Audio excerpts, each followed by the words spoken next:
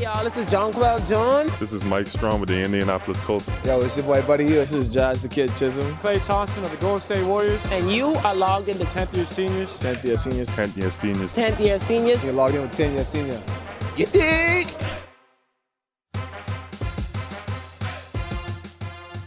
Welcome to the 10th Year Seniors Podcast Network. Welcome to the Accredited, powered by 10th Year Seniors here on Guardian Radio 96.9. I'm Ronaldo, and I got distracted in the intro because all I've been doing is listening to Iceman and reciting the same lyrics over and over again. I'm John Mark, and my family are champions. He does come from a long lineage of racket sport champions. It's amazing. He just went to Arizona and they just rack shop on people. It was really unfair. One of them was an elderly man. Hey, he wanted that smoke. He got the smoke. You think people are looking at Novak and saying, "Oh, Novak is almost 40. We should take it easy on him"? Yeah, but almost 40 is not elderly, John. You beat up on an old man. Like, it's okay. You can just... He got the smoke. Hey, I am all for being unapologetic about it. You step on the court, you got to get what comes along. And if with he would have that. beat me, what would have happened? Oh, you in a no-win situation. You have to beat up on the old man. And I had to beat him how I beat him. Yeah, because then if the old man beats you, you face unending ridicule from everyone around. Even if he got a game off me, that would have been a problem. Yeah, everything. You know what? It was actually just like you and Gerald Carroll. Yeah. Yeah.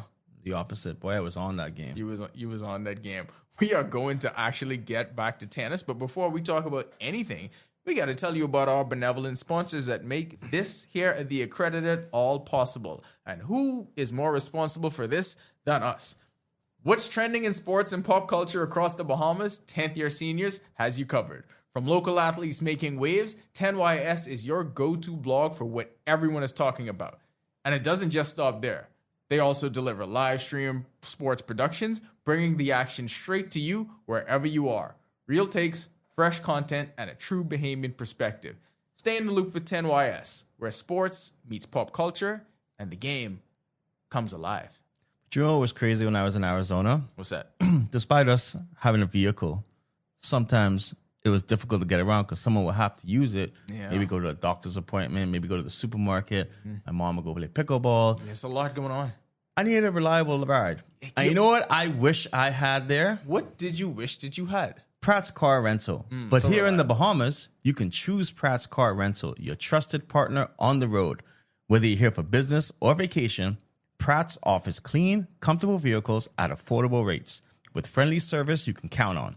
From quick getaways to longer stays, they've got the perfect car ready for you. Drive with confidence, drive with ease, drive with Pratt's Car Rental. Book today and get moving the right way. Yeah. You know who needs to get moving based on who you talk to in the tennis world? Some people got to get out of the way. Boy. Some people got to get out of the way, man. And this has been brewing. I mean, to say it's been brewing is probably an understatement, right? It's been the biggest issue in local tennis for years now. For sure. The struggle at the top. And I think even if you had no connection to tennis, right? If you've just been seeing the stories on newscasts, you've been seeing the stories in paper, however you consume your media, you may have just seen it and just brushed by it, right? But I think what happened over the course of the last week is something that caused everyone, whether you care about this or not, it caused everyone to pay attention. You know what people care about? National pride. That's what you care about. You cannot mess with that. That's the one thing. Bahamians can have no knowledge of the sport whatsoever. But as long as, like we always say, as long as somebody draping themselves in the flag, we in on that. So when you see all the headlines saying that the Davis Cup team was withdrawn, and for no reason, because the players aren't aware of it, the players are completely against it, that's all you need to know. So when you see that headline, it grabs you right away. Davis Cup withdrawn. And then you see the interim board speak about it. You see the players speak about it. It's just not a winning position for someone making that decision. No, it's not. And so it comes out that the interim board, there is so much history behind this, and John will probably get deeper into it than I can. But so the new interim board of the BLTA is accusing past president Perry Newton for making that decision to withdraw the team. And I don't know what all we can say officially, but if you listen What to... we could say officially is this. Now let's be real. So let's just put it out there. It looks very one-sided with what's being reported, right? But there's a reason why it's very one-sided. When you are asking or trying to call for comments on the past administration side, it's crickets. You don't hear anything. So don't think that it isn't something where people have been trying to get in contact to say, hey, because like we said, there's always 2-3 sides to a story. You need to know everything that's going on. But I got to find out where, so good old Brent Stubbs. Brent has been on the beat. The OG. So there was a statement released. You know, they blocked me on all whatever social media platforms. John So we can't even know what's going on. John They don't want to persona email non grata. us. Everything cool, you know. It's just like if you were to email. Hey, everything is not cool. It's Yeah. be forever. So it says, this is from Brent in the Tribune. The Bahamas will not participate in this year's Davis Cup event scheduled for June 8th, 2026, due to the continued disruption affecting the orderly administration and operations of the association, including matters arising from unauthorized actions at the National Tennis Center on March 21st, 2026. Meanwhile, they'd have locked the place down because they knew this was coming, and they said, "Oh, we're just lock the place." They ended up coming once the place was reopened. All right, we don't have to be objective about this. We only got to do that when we on the news. So here we can say how we really feel. Yeah, I'm not done this. Oh yet. yeah, go ahead, go ahead. So it says, due to these actions, the BL today is not in a position to proceed with participation in this year's events. The BLTA recognizes the significance of Davis Cup, and let's just say they are not they are not the BLTA, so they're still, representing something that they're not. That's got to be thrown out there. However, these participations in competitions require proper planning, confirmation, administration, agreements, clear selection process, coordination of team management, whatever. That's pretty much what the gist of that, right? Now, I'm going to say this before we go into what you wanted to say. All this told me when I read that letter was, your selection process is full of crap then. Because the selection process is what? Do you know? The Giorgio Baldacci Nationals, which happened in December. Mm-hmm. Which your administration hosted. So now you're trying to bring that on, saying what Marvin and PJ did is they took the top 4 in that tournament to represent Davis Cup, meaning your selection process has been flawed from day one. I have another question for you. Wouldn't it just be the same guys that was in the last draw, or no? So usually what they do is they have the Georgia Baldacci Nationals, Right. guaranteed always the top 2, right? Mm-hmm. So you had your top 2. Then you have trials, but if you don't have trials, what do? You go to the next best thing. Like I said, some of these people would have been Gerald Carroll would have been a new member, and Jackson McTaggart would have been a new member on it. They all made the semifinals. So you're trying to tell me that those 4 people that I don't know if Justin Roberts would have played, but in my understanding, Justin Roberts would have been the number 1 player that they would have asked to play.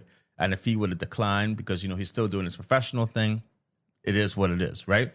You gotta let people decide if they're gonna play or if they're not gonna play. Absolutely. But if the selection process is so unfair with who they picked, the tennis community would have came out immediately. They ain't scared to come out to say things.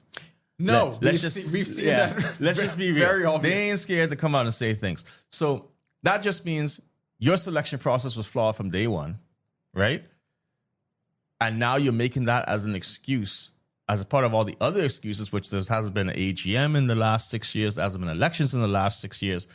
So you're trying to tell me that you're legitimately in power with 6 years of 0 elections. And then when an EGM comes in, through the constitution of the BLTA, which is a real thing. We've already seen GSSA have an EGM, right? Or whatever they call it. We've seen basketball have an EGM. These things are in place in order to protect the association. to me, the whole I listened to what you read or the statement that was published, and the whole thing to me sounds like a cop out.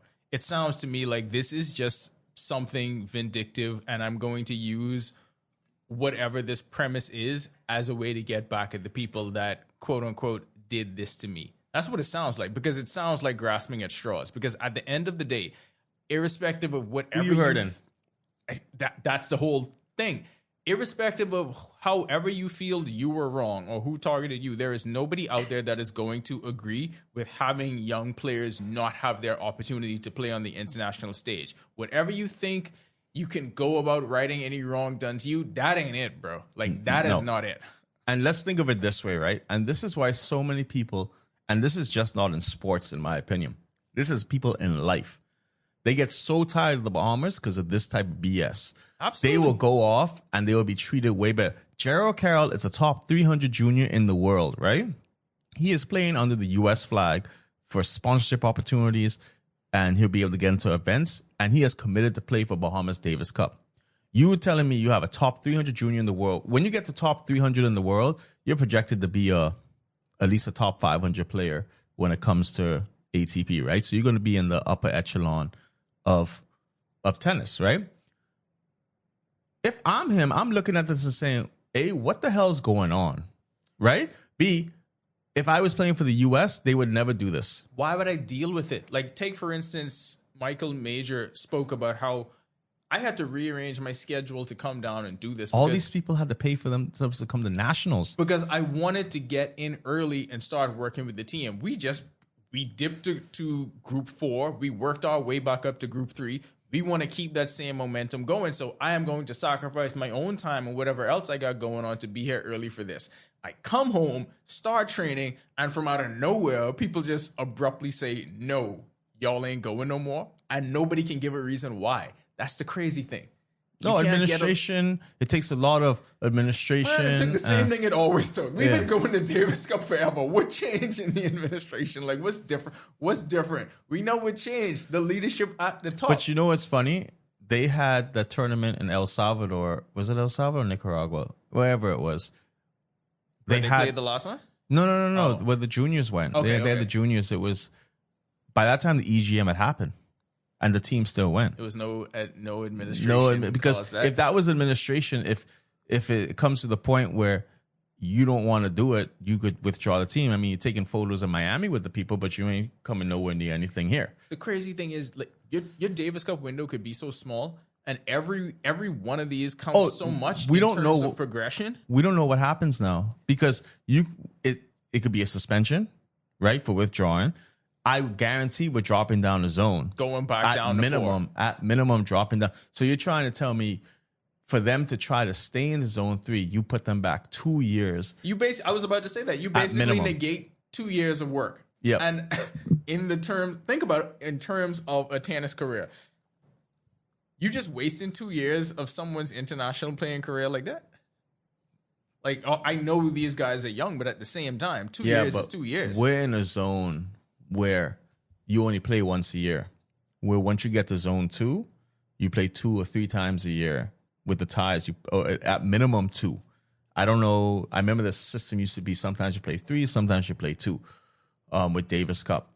But we also got to remember, this is a country that was in zone 1 for like 15 years, right? We were at the highest level. Before we got into the world qualifiers at one point, play USA, right? You think Mark Knowles seeing this in the papers and shaking his head like, wait, what in the world is going on? Boy, I have no idea, but I wish that people, especially the higher level people, were more vocal about these things because it's almost out of sight, out of mind. Yeah. They don't really know, but at the same time, they should be seeing this and they should be the first ones going to the IT because Mark Knowles, I believe, I'm not going to say has enough pull, but has enough, respect if he went to the ITF and said, yo, something's going on in the Bahamas and we got to fix this now. Right. Right? Like, we need to use the big voices to come and say, hey, something's got to get fixed right now. Let's get into some of the backstory because you have to provide so much context for this moment. Like, what we started talking about is the culmination of everything that's been going on. And John alluded to a lot of it. So you had past president, or I don't even know what to call him at this point, but You have past president of the BLTA, Perry Newton, and his board, and there was a myriad of problems people had with that administration. Like, so much so that you had the courts involved. They took them to court. You had the Ministry of Youth, Sports, and Culture involved, the BOC involved, because there was a perceived mismanagement of how that administration was running things. And that was from the top all the way straight through to the youth level. So my thing is, I'll tell people this, right? Yes, there was a court order put out because it was all about membership, right? That someone put something out saying that the membership that voted him in was illegitimate, right? So there's a court order out for that, whatever. Mind you, that was in like 2020, right? I don't know the exact dates. It's been going on a long time. And that court order all of a sudden froze all membership because I signed up last year in September, get nothing. And then right? they block you. They have my money in their bank account, right? There's 3 of us who signed up on that, and none of us has gotten the membership from this. But I'm looking at it and it's like, okay, you say you can't have elections, right? Because you're on a court order.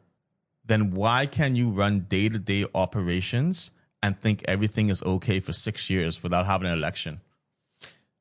I'm just curious. That's a curious question. I guess this is why he doesn't want to talk to media, because his last AGM... You're going to have to answer questions. Yeah, his last AGM from the Supreme Court was found not to be, what's the word? Valid would be the word, but in accordance to the Constitution. So you had that going on, and there was a struggle for that back and forth for years until it reached a breaking point. And like I said earlier, when I think it was last year when the ministry got involved, the BOC got involved, pretty much every sporting governing body in the country got involved in this because it had dragged on for years. And then it comes to the point where you have the EGM. You have the Emergency General Meeting. Interim board is put in place. Like John said, the tennis center was locked up. And I think it's so much bigger than just the actual facility, because the culture around tennis seemed to take a decline. Yeah, no, the tennis center was always closed. It was only open when they wanted to be open. But the funny thing with the EGM, right, was people got email notice. So they claimed that the honorary secretary didn't call it, so it's null and void, but it had the 2 weeks notice. They had the proper notice in the papers and everything that was happening. So the day before that happened, the past board emailed the people who they have on their list saying the tennis center will be closed that day, trying to do it so they couldn't have the meeting in the tennis center. Like, my take is always going to be this. If this is so illegitimate, why not keep the tennis center open and let them have their meeting? And you say, well, y'all just having this meeting for fun. Because it's not going to stand up anywhere. It's not going to stand up anywhere, but you lock the whole thing trying to try to prevent it from happening. Exactly. And then you'll do it on the lawn. So the results of the EGM, you have a new interim board set in place. You have Marvin Roll as the president for that. He is leading this new board. And right now it's a situation that's in flux, because when the Davis team was withdrawn, you have communications from the International Tennis Federation basically saying, but we ain't sure. We ain't know who's in ain't power. Sure what's going on. We ain't sure who's Which in I charge. think is a cop-out, too, for the ITF. That is, too. We ain't sure who in charge. But because if you ain't sure, then why would you go with the decision to follow through with withdrawing them? Mm-hmm. If I'm not sure if a person is in charge, I ain't listening to that. Yeah. Because what they could have done is they could have gone to the... Remember, the Secretary General for the BOC used to be the president for the BLTA. So they have a contact in there that could have been like, hey, what's going on with this? Questions. We see that you withdraw the Davis Cup teams. And that's not going behind anyone's back for anything. That's doing your own research. Exactly. Because you could say, is it something financial? Like, what is it? Do they not have a team? No, they've been in dispute for the last 8 months or whatever, meaning once the BOC puts someone in dispute, they cannot get any grants or government money at all. That's a big thing. It's a huge thing. It's an absolutely huge thing, because that speaks to the whole how things are running, the administration stuff. You need that, right? Yeah. You need that. So if you ain't getting none of that, then nothing's really moving. But at the end of the day, like we've been saying, if you have a dispute at the top, and we've seen this many times in different sporting federations in the Bahamas, right? And you have the people at the top arguing, getting into that power struggle. And the people who always have to pay the price are the athletes that are competing.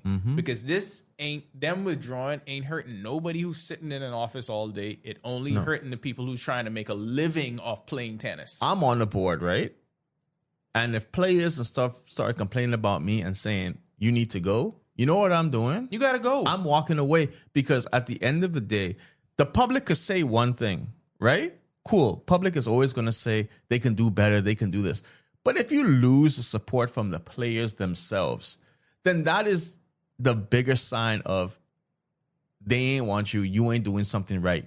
Just go. There is no administration that means more than the athletes, because you don't have any administration or anything to govern without the athletes. So if the athletes don't have the biggest say, then what are we doing it all for? What does any of it mean? It means nothing, because what are you going to be the president of if you don't have the athletes there to participate? You can hear us complain about it all day. You can hear us wax poetic all day, but it doesn't mean nearly as much as hearing it from the source, hearing it from the people that are most affected by this. That's the athletes. That's the people trying to govern the sport moving forward. So John put on his investigative journalism hat. It's just an Adidas hat that he wears when he plays tennis. Anyway, he put that on, went down to the tennis center, had a word with some folks, and we'll hear their take on it. First, you're going to hear from Michael Major Jr., a member of that Davis Cup team.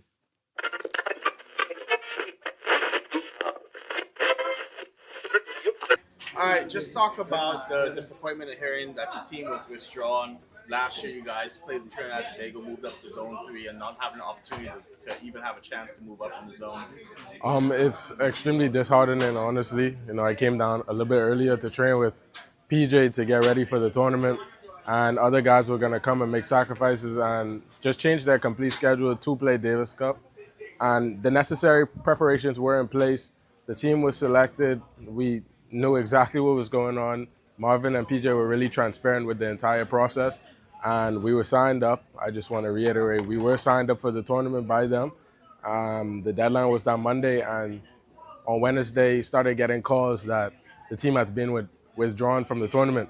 And when we heard that it was by Mr. Newton, that's when it became clear that something else is going on.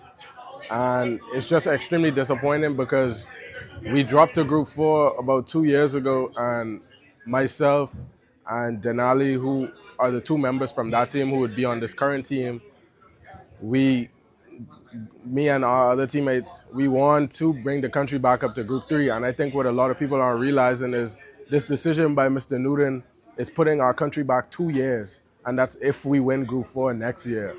So this decision to completely remove the team without any transparency, it honestly shows character. And I just want to say to everyone out there that we have one president, and it's not Perry Newton, it's Marvin Roll, and we need to recognize him and PJ as the governing body of the Bahamas Lawn Tennis Association. And let's talk about just the importance of Davis Cup. This is the first time I'm missing it in the history of the Bahamas, but how important those matches are to help develop your career, because you're playing competition that's international, and sometimes you have to play ranked players to see where your level at. How important is Davis Cup just to play in as a Bahamian? Davis Cup is the premier tournament for tennis for anybody. Whether it be Yannick Sinner, Carlos Alcaraz, all of those guys play Davis Cup, and it's a different feeling to play for your country.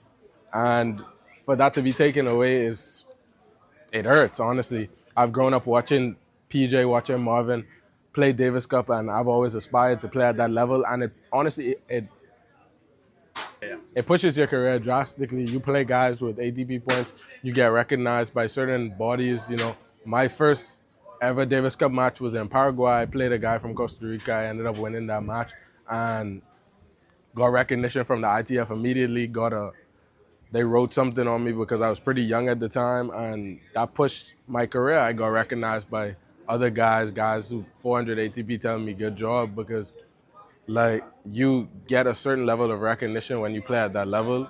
And we were in a good group. We were going to be playing guys with ATP points, playing really tough teams, and we had a great shot. It wasn't like we were going there to just get wiped or just to send a team. We were very confident that we would have been able to move to Group 2 or definitely stay in Group 3. And to be dropped with no reasoning it's insane.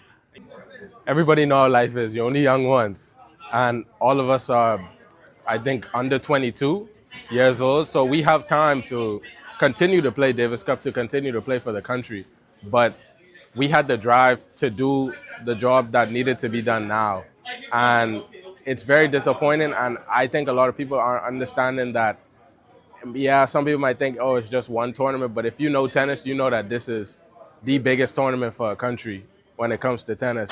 And it sets a bad precedent for the younger players. It leaves a bad taste in the mouth of the older players as well.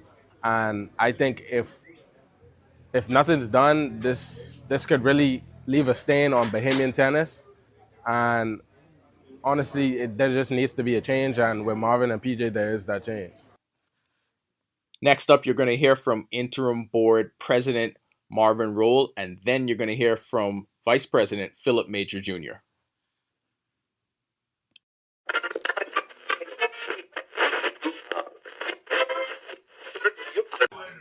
All right, Marvin, former player, 16 years old when you started Davis Cup, captain, winningest player in Bahamas history. What's it like knowing that the team won't be represented for the first time? Yeah, it's devastating. Like you said, we've been in Davis Cup since the, I want to say 80s.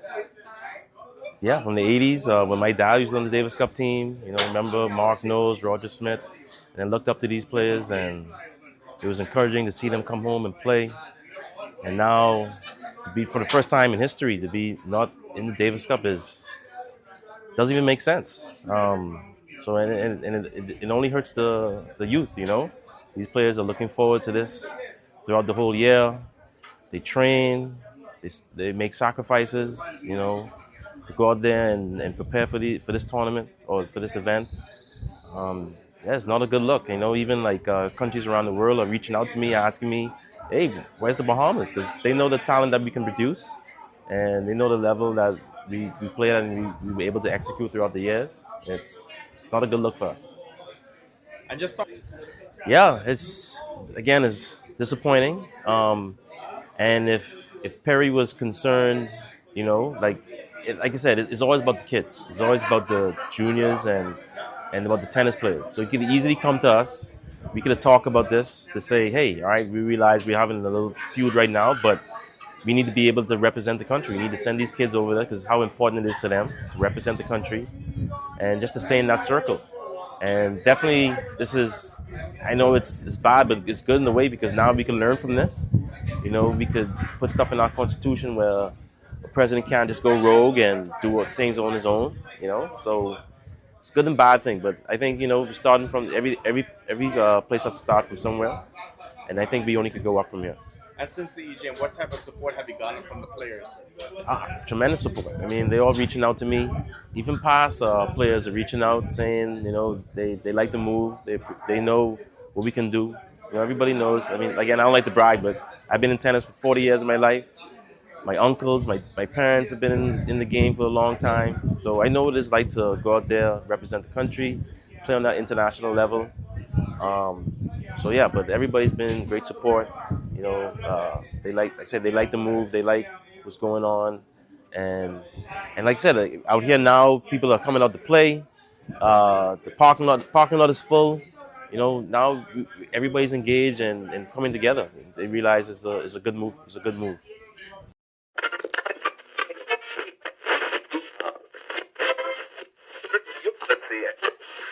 This in itself could motivate them to want to push more, even if they were having a tough year or, you know, a tough go, and to be able to still represent your country and face against the best in the world. Like this in itself could change so much things for them. So it's super disappointed, and hope that, you know, at the end of the day we could get this all resolved, and so we don't have other kids having to go through the same exact process. This is the second time I can remember in the last 5 years that Bahamas has been promoted, and then something that's happened. The first time I believe was COVID happened, and then they changed the format for Davis Cup, so they went from Group 2 down to Group 4, if I'm not mistaken.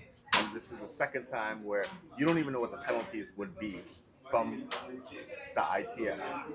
How does this set back just the governing body of tennis if there's sanctions from the ITF? Well, yeah, I mean, we're at the grace of the ITF here. Hopefully, they understand the situation and really help us out with this because, as we know, this is a huge infringement, at the end of the day. So hopefully it can all work out. It's tough for us to say. I know we're going to do our best to continue on to support the kids. Even though they're not going to Davis Cup, we're still here for them always, as they know, and we have always been a part of their journey. So ultimately, we would just like to get things in a better place so, we could get these kids and adults in a better place for tennis. Myself and Marvin, we've came up through a system that has allowed us to have success, and so hopefully at the end of the day we can do the same for them. But you know what, at the end of the day, I think this also is a great thing to happen because we do need the change, and this is the first step, and we look forward to taking it on our shoulders and defending the Bahamas in tennis.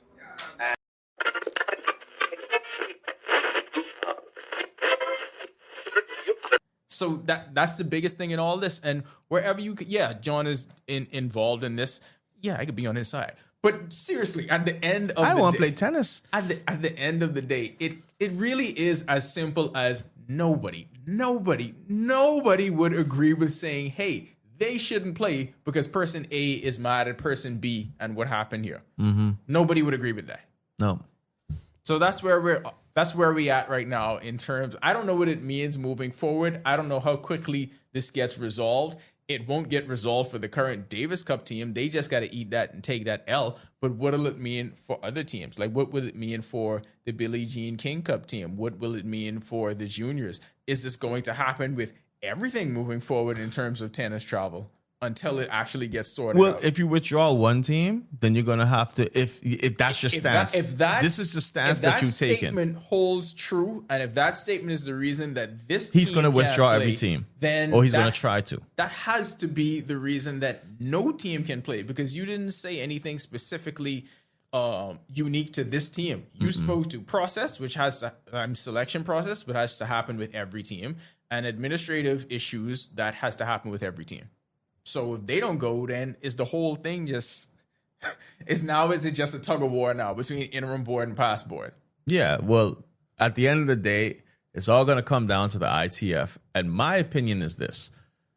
I feel, and it's not that the BOC and the Ministry of Youth and Sports now, because the culture part is gone from that. Yeah. I feel they need to be more assertive with the ITF, telling them, they did this through the BLTA Constitution, which under Bahamian law is the way to do XYZ. You can't have international confederations or federations or whatever, the governing bodies of the world, coming in and telling you how to do your law and protect your federation. So this was done. This was done legally. This was done to the book, whatever the part of the Constitution was. I don't know how you're going to have them come in and say, well, we don't know who the governing body is, unless the BOC and ministry haven't specifically stated that this is how it is.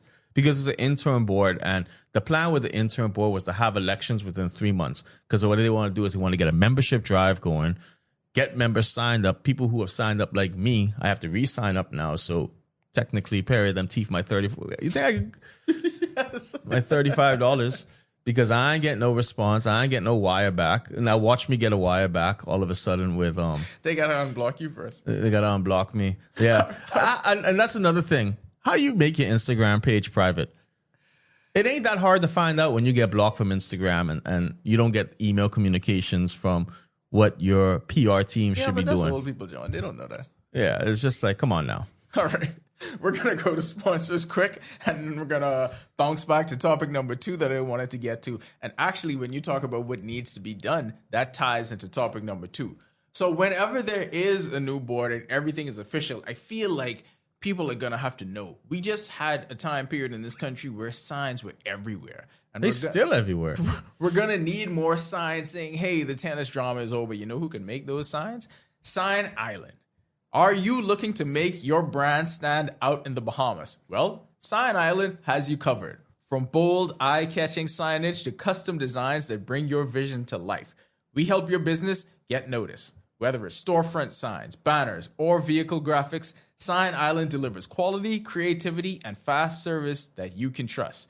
Turn heads and grow your brand with signage that speaks loud and clear. Visit Sign Island today, where your brand comes to life. I feel like this, right?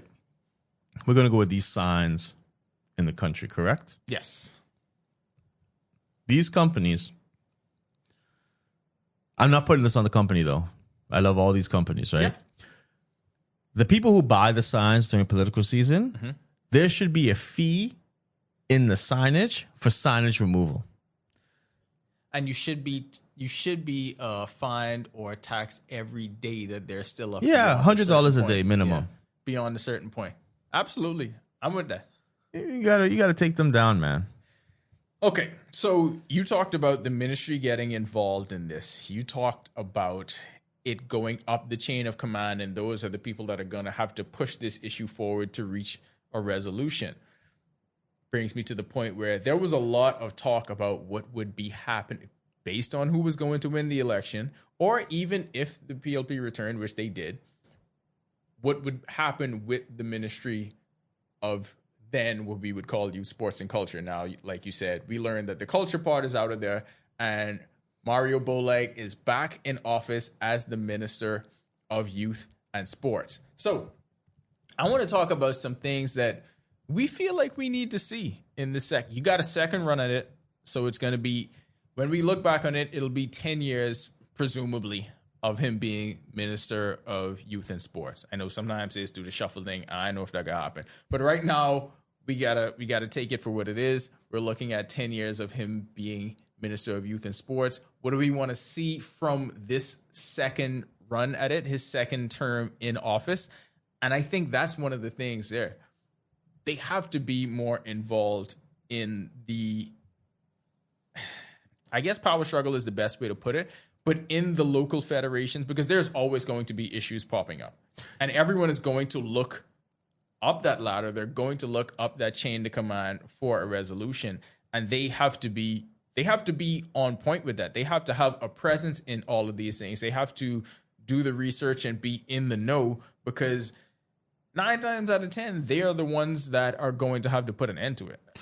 I'm curious because, okay, now that we've taken culture out of youth and sports, right? What's the budget going to be? Because you got to keep remembering when youth, sports, and culture had the budget, the sports aspect always got the budget cut. Yeah. Cut. They were just cutting it down like it was a rainforest and they were selling paper. Yeah, we ain't really like sports like that here. No, they didn't like sports. I mean, now, contrary to what you think, we don't like it here. it was always we got to stay budget. We got to do this. Y'all created like 17 new ministries, right? Which is going to probably cost us $150 million minimum. Like that's just a innovation. Conserve. Oh, that one alone might be 35 million. Just conservative guessing, right? National development. Yeah. So my thing is, we're going to have to get a budget, and the budget has to make sense, because it can't be you want to promote sports. You want to promote these big games that are going to be being played here. You want to sit front row in these games and see Buddy Hield, DeAndre Ayton, and VJ Edgecombe play at the Kendall Isaacs Gymnasium. $75, you can buy tickets at nsa.com/tickets. But /events. You can't want all of that and keep cutting the sports budget, right? And to me, we'll go back with Davis Cup stuff. There just needs to be money implemented, because we know what's going on all year round, right? This team travels 3 times a year. How much is that? Blah, blah, blah. Because Core Bahamas usually doesn't come through. Let's just be real. Core Bahamas does what it has to do. And talking to some of these people, it's like they ain't making that much sense. Like, they want the photo opportunity. They think that, when you're a professional athlete, you don't deserve the support that you get. I understand the junior athletes are important to send off and do some things, right? But it's like, I talk to people and they're like, well, we'd rather send 10 junior athletes away for a week camp than try to help a professional do what they have to, what they have to do. Which is kind of insane to me because everything should be judged on a case-by-case basis. That should not just be a standard. But I'm going to train of promise you thought. this. If I send 10 kids off to train for a week, they're going to learn nothing because you just have a week. Training is a year-round thing, right? You better be talking months. Months, years. Remember, these people perfect these skills in years, not just months. But I'm just curious to see what the budget's going to be for, because you remember we're in May. Isn't the budget like June? Yeah. Oh boy, hopefully that's a short news day. But all I know is we'll see what the budget is. And last time it was cut. And now I have a feeling they're just going to be like, and we're going to give sports $1 million. See, and that's an important part of it too. I didn't even think of it till you brought that up because you had 3 portfolios under that one ministry, and people can easily argue, well, since one of them is removed, then that money is removed with it. Or will it stay the same? Or will you make the decision, hey, we're going to keep this the same, so now you can do more with that budget? The Kobe system, that's what they need. Always needs more, because if you've been underfunded and underserved, like sports has been and continues to be, then yes, absolutely you need more. I think there has to be a greater premium. Like you mentioned, the big ticket ones, people are always going to be there for, right? Travel, it usually grabs the headlines when there's travel or when there's some kind of controversy, like the whole swimming celebration, is it a political move, controversy. People love that kind of stuff, right? But the reality is local sports have been dying a slow, painful death in this country. Yeah. Like to the point where it's non-existent. I actually had a conversation this morning where someone was saying, we, as in me and you, have to save Night League. And I'm like, us? Us? They got a new board. I was like, we can't save that. But the argument with that is there was so much exposure brought on to high school basketball and shifting the way people saw that and the things that have been done with that since we started doing what we were doing, that same kind of thing could apply there. But my thing is, there's a big difference.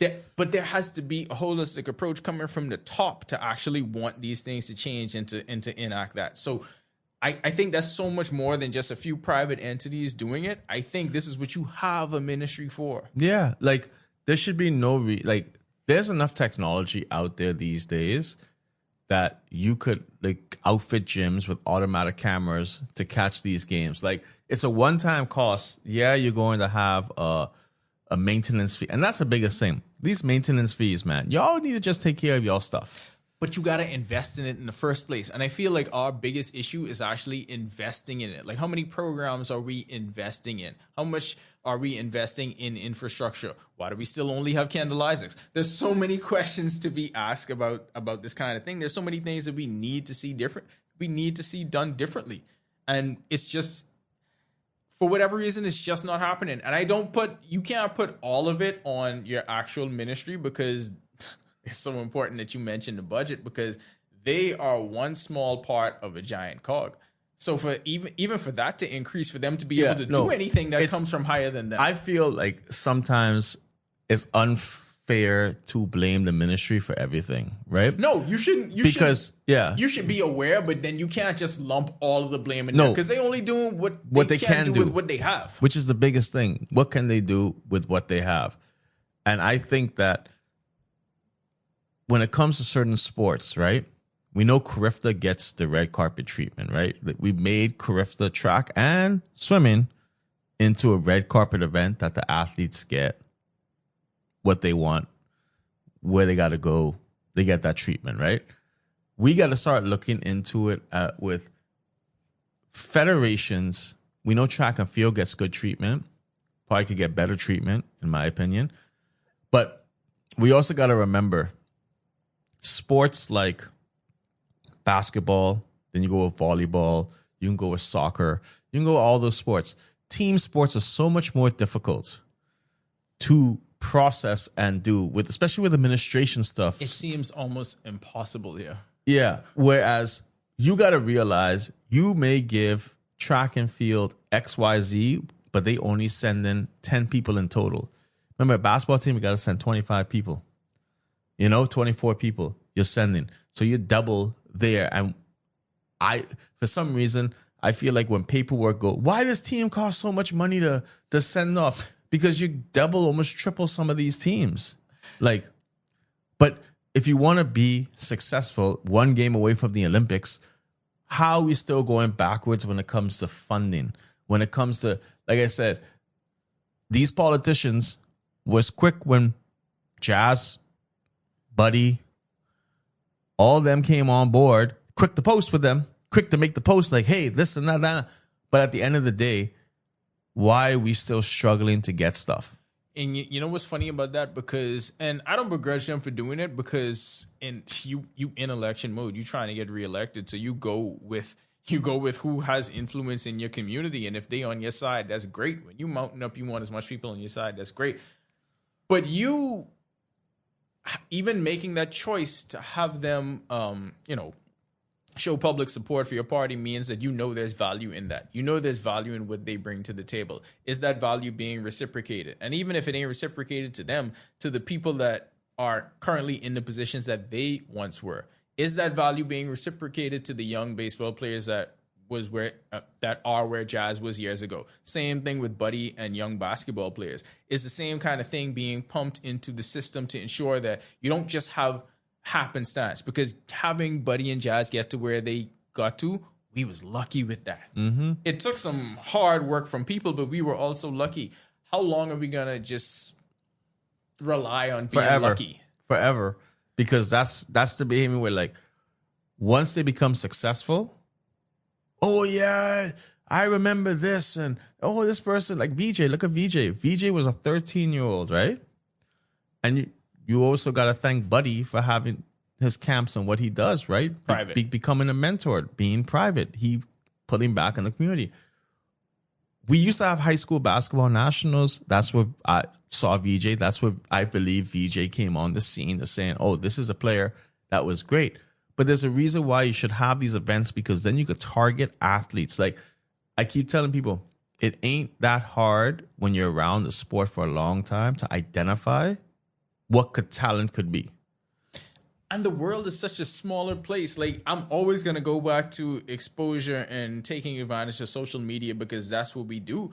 But like, every year I go to, remember the time when we were trying to figure out, well, what was going on with the Father Martian tournament? This should be one of the biggest things on their calendar, right? In terms of what the ministry does for basketball. This is your biggest youth development tournament. Like, all of us remember growing up and playing in this. This was a big deal. When you at a certain age, this was basically your Hugh Campbell. Yep. This is what you had. And now it is such an afterthought, bro. It is such an afterthought. I don't even know when the games are played, who plays it, why. That legitimately made us sad, because we were like, look at what happened with this. Lack of awareness, lack of exposure. But they seem like very small things, but they're not, because all of these play a part in developing a system. And that goes for every sport. See, for every sport. People are just too happy. And we've said it before. People are so happy to just let the wheels roll and say, oh, we did this. Oh, we did that. It's great. You could do everything in the world, but if no one sees it, no one feels it, no one could like get a sense from it, then you're just wasting time. Track and field is our biggest sport. It's the one that all the other sports are jealous of because of the treatment it gets. But at the same time, track and field has a whole lot of issues too. Like, nobody is outside the realm of needing change and needing things to be different. So I think he has a lot on his plate in this second term, and I hope he comes through, because no matter what you think of who should be there or whoever you wanted to be there, we all got to root for the same team now. Yeah. So I hope that let's take it like this, right? The first one, getting a little warm. I learned some things that I didn't know before, but now I'm in a groove. I should know how things move differently. I should know how, because now the second one has to be about shaping things in your legacy, right? Mm-hmm. How do you want to be remembered? You know, like we laugh at it a lot because it actually never came to fruition, but we always remember Danny Johnson as Minister of Youth, Sports and Culture, because what he talked about 101 times. Boy. National Sports Academy. Yeah. Right? Like, I feel like people still remember Algernon Allen in this post, in this spot. People still remember Charles Maynard in this spot.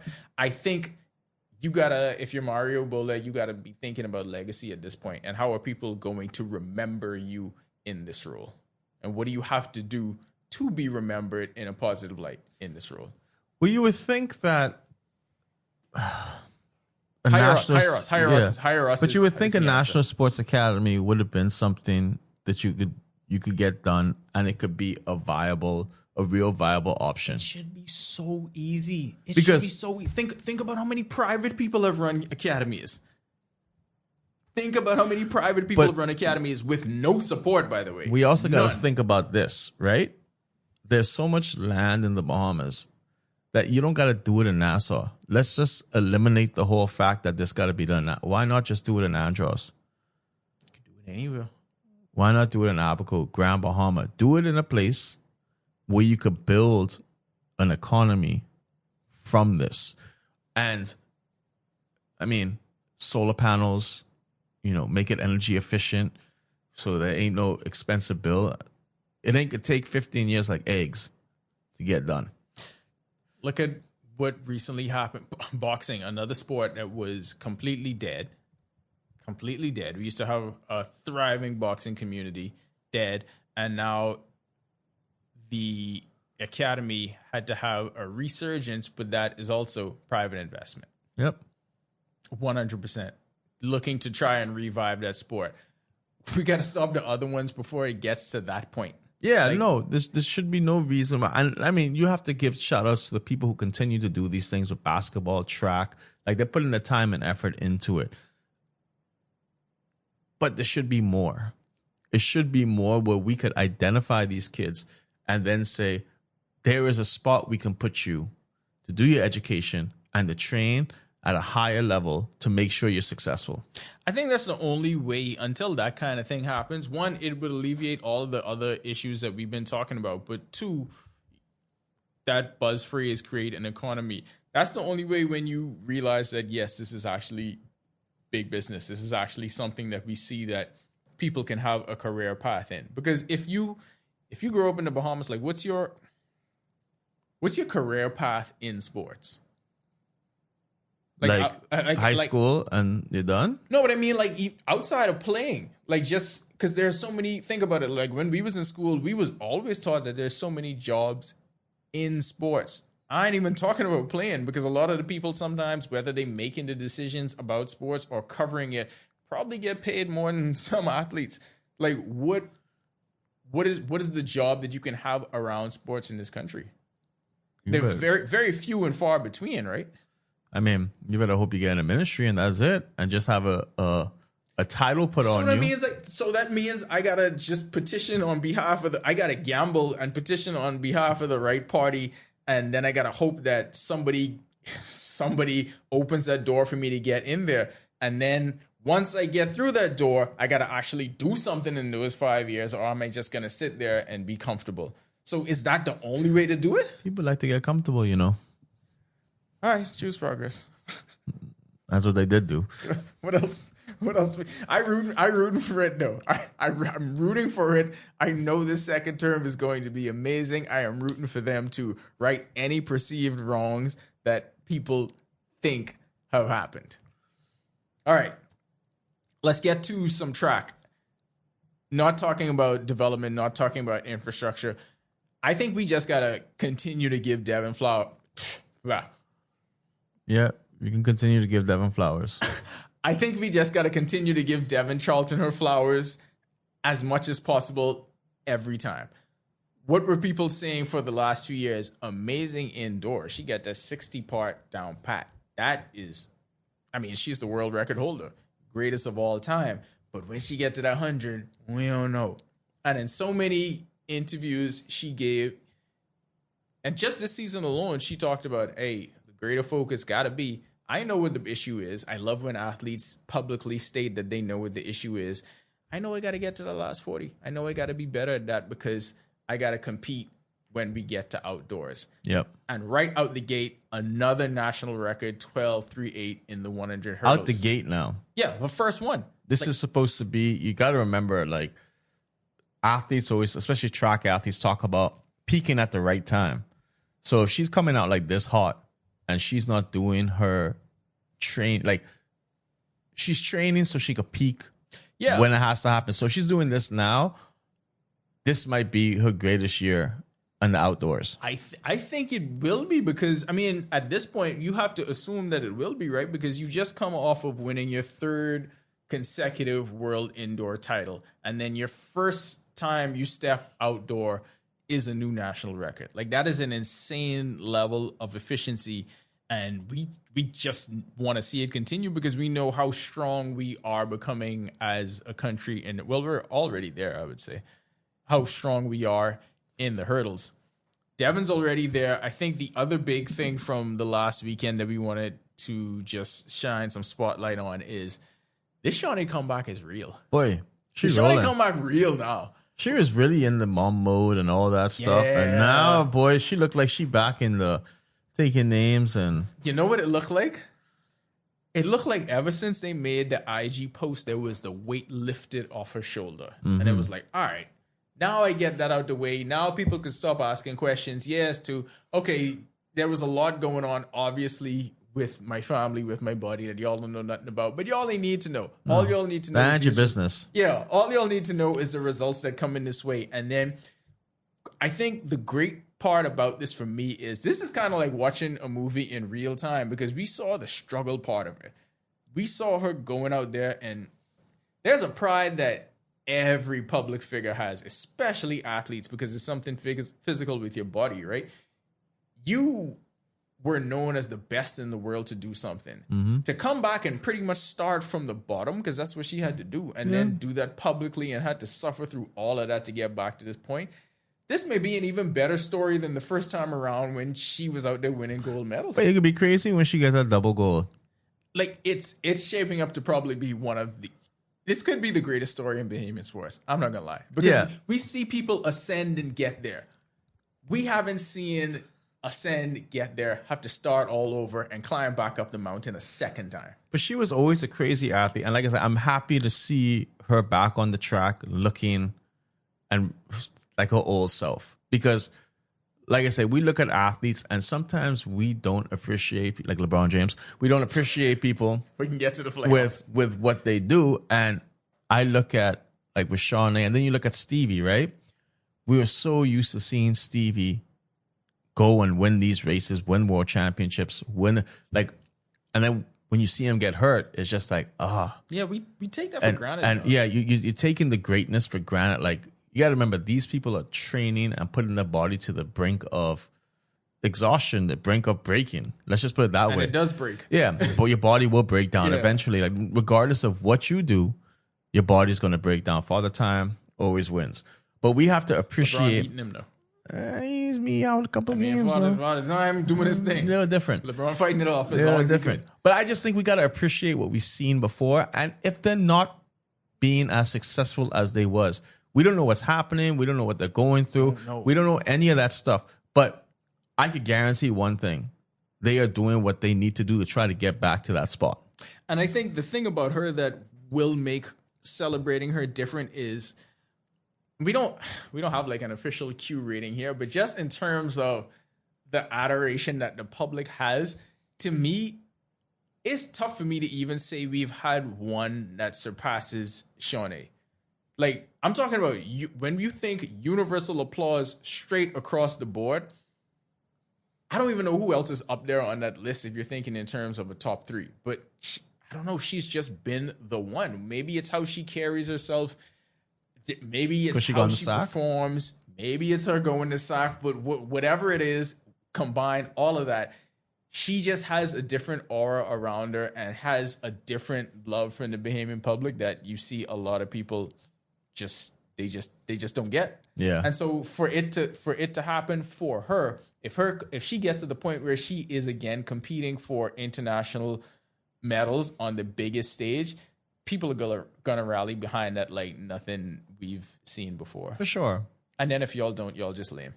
Yeah, it's like, but then also we gotta remember, and I always remember when we make posts, if it ain't a goal, people are like, I know. I like that much. Boy, we so bad at this. All right. I want to shift internationally right now. I want to talk NBA, but I want to start someplace that's off the court, right?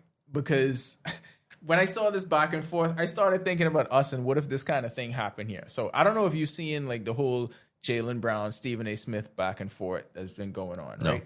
Okay, so Jaylen Brown went on Twitch, and after the Celtics got eliminated by VJ, went on Twitch, and he just had a lot of stuff to say, because some players you don't hear from them over the course of the season speaking candidly. Like you would hear them talk in their interviews, but not like to that level, right?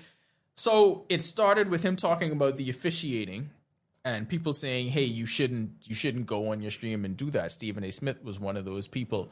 And Jaylen Brown took exception to that. And now it's at the point where he's just blatantly going at this, saying Stephen A. Smith needs to retire. Stephen A. Smith doesn't speak for whoever. He doesn't do real journalism. And then Stephen A. in response is threatening to out things that he knows about Jaylen Brown. So it's like, it's a weird public spat going on between journalists, in air quotes, because he's more entertainer than journalist now. A weird public spat between journalists and so Stephen A. athlete. could be TMZ now? He and Dale ready? I mean, when I say TMZ, I mean so he could start gossiping about these players, because let's put it this way.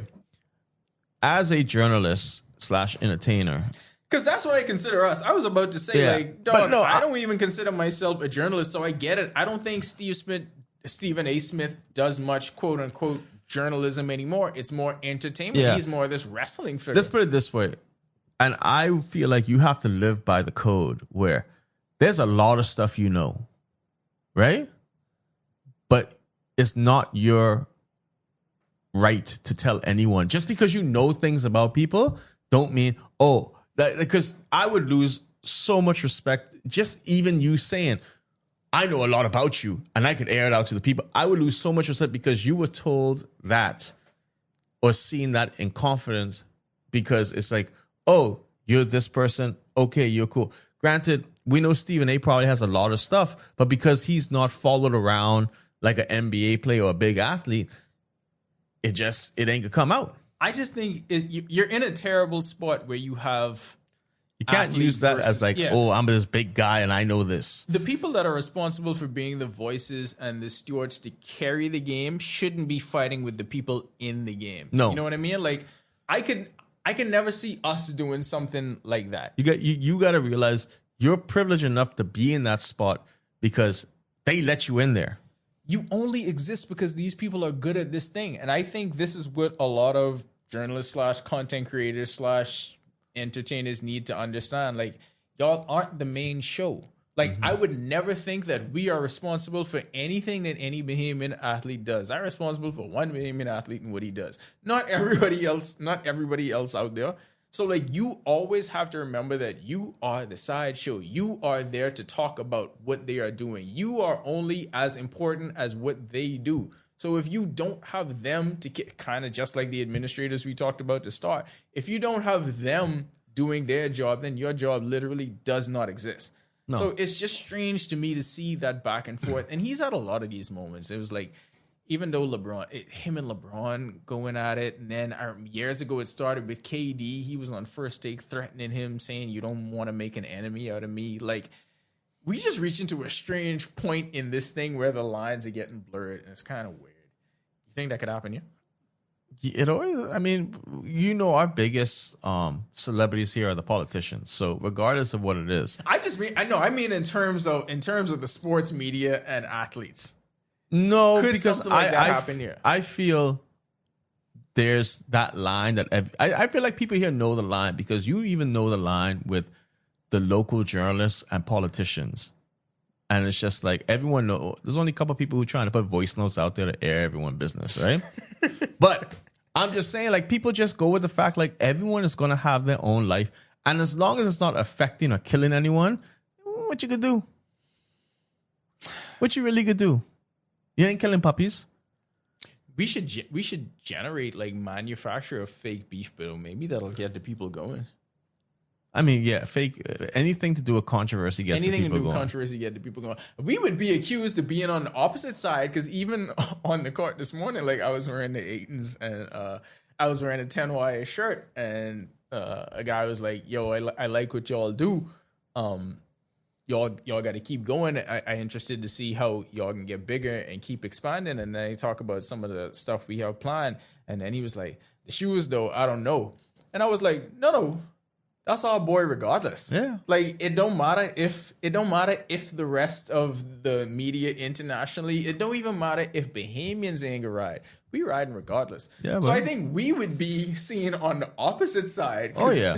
Because we ain't going against them at all. You realize some shoes is free too? Like, I feel like they got to commit crimes for us to even be objective about it. And it's got to be like something crazy. Like, I'm sorry, it's got to be something crazy. Like, you'd be like, damn, you would do that? Yeah, it'd have to be something like that. But the thing is, I know them well enough, and it's just like, nah, they just regular people. That's what it is. They just regular. They like to laugh. They like to joke. They like to do other things than play basketball. I mean, they just regular people. And that's what I always try to... It's tough to convey that to people who look at it from one point on the other side of the curtain, right? And this is what I said. I said, you got to remember, like, in a lot of these cases, we old enough to have been covering these people since they was, like, in junior high school. Mm-hmm. Like, I remember the day at Jeff Rogers when DA was there in this Ricky Williams jersey, and they just swept him up away and took him from Jeff Rogers, never to be seen in the Bahamas again until he was a superstar.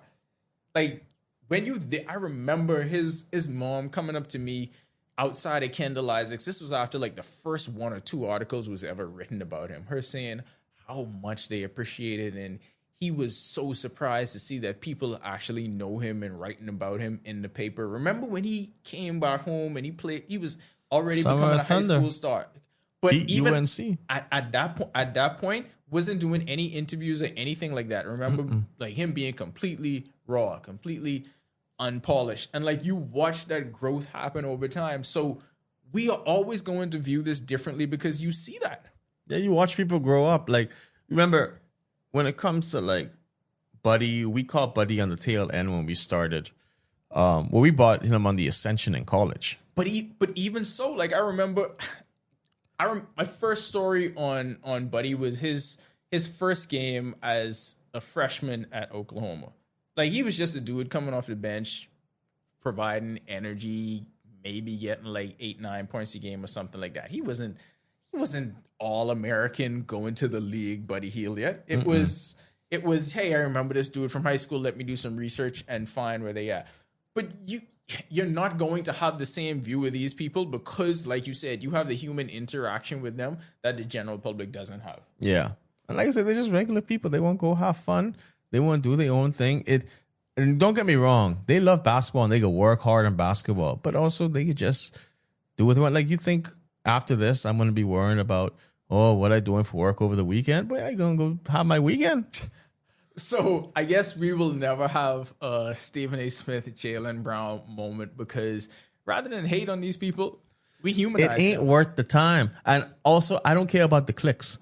No. I don't care about the people saying, this controversy. I ain't care. I ain't care that much. No. The relationships mean more. Yeah. Far more. And that's how it always could be. That is how it is. Exactly. That is how it's always going to be. In the second half of this episode of The Accredited, we continue our series that we call Best Of. We're going to revisit an interview we did with Cameron Knowles of Paradise Performance. He is interested in growing the 1v1 basketball scene in the Bahamas. So we talk about that in depth, planning events around that, planning his first event that happened, that happened last year, but also get into some things like his clothing line, like Paradise Performance, and why he felt the need to bring a local athleisure line here to the Bahamas and the growth that he hopes to see for that. So we'll have more from the Best of The Accredited with Cameron Knowles out of the break.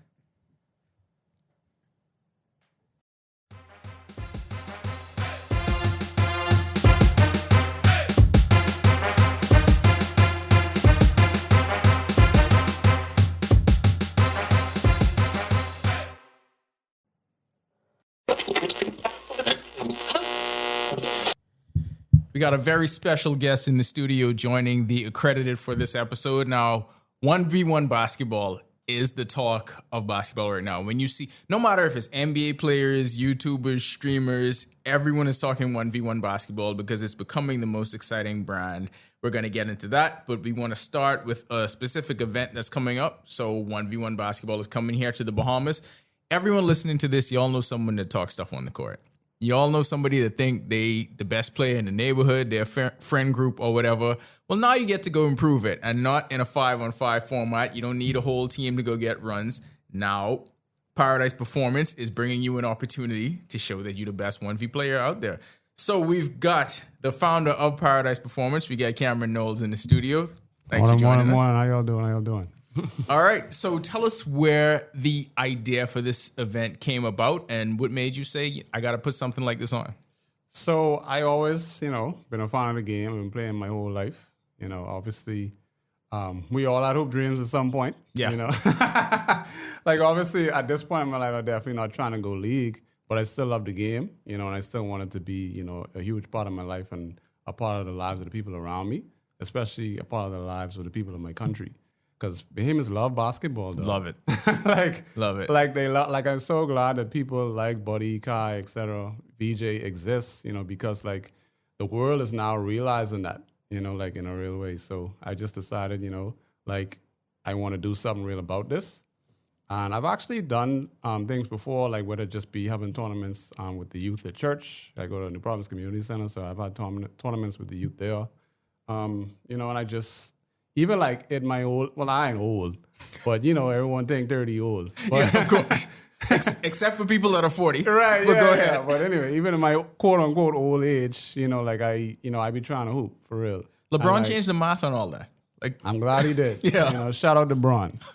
But yeah, like even at my age, like I try to get people to hoop, and like they use their age as an excuse. So like I always find it hard to find runs, but if they happen, it's because I organized it. Right. Like I in like 5 different group chats, just rounding up my boys trying to hoop. And I think that's one of the most difficult things, right? Because even if you play basketball casually, like when I did to a certain point, I would be like, well, where do I go to actually just go get a run? Right. And you ain't trying to go on a park where you lose once, you're pretty much done for the day because you got to wait like 2 hours. You're working mine. You don't got time to be out there all night. So how do you find like-minded individuals to go get runs? So if you're trying to play fives, that's completely difficult, but this provides you a different avenue. You don't need nobody else. Nope. You need a boy. It's just you. Just you. So tell us about the event specifically, where it's going to be, what's the format, everything we need to know about this 1v1 tournament coming up. All right, cool. So originally, I'd planned on doing a 5-on-5. But like you say, because it's so hard to round up that much people, I'd need 40 players. Yeah, easy. And like where I could find 40 players. Like I could find them, but like, it's hard work. It's tough to get 40 people to commit to a tournament. Like you could get a loose commitment, but never an actual one. Right. So I'm like, okay, all I need is 8. Like let me just get a proper bracket, 1 versus 8, 2 versus 7, 3 versus 6, 4 versus 5. That's all I need.